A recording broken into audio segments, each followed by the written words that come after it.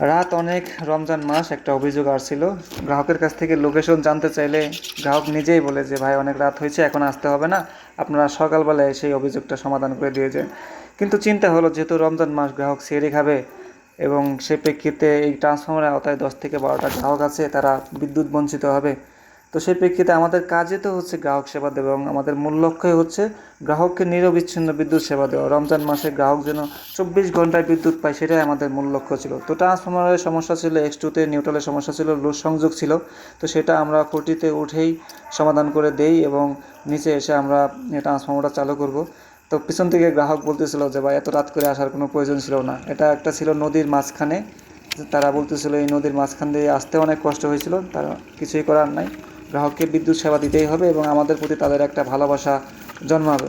তো সেই প্রেক্ষিতে আমাদের কাজ উপরে শেষ হয় এবং ট্রান্সফরমারের যে উপরে কাট আউট সেটের কোনো ব্যারেল ছিল না, যার কারণে নেকেট ফিউজ লাগাইতে হয়।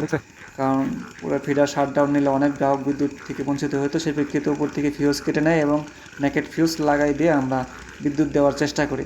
তো সেই প্রেক্ষিতে আমাদের উপরে নেকেট ফিউজ লাগানো প্রায় শেষের পথে এবং লাগানো কমপ্লিট। তো আমরা একটু দেখবো যে গ্রাহকের বাসায় বিদ্যুৎ আছে কিনা। এই দেখেন অলরেডি গ্রাহক বিদ্যুৎ পেয়েছে, বাতি জ্বলছে। ধন্যবাদ সবাইকে, আসসালামু আলাইকুম।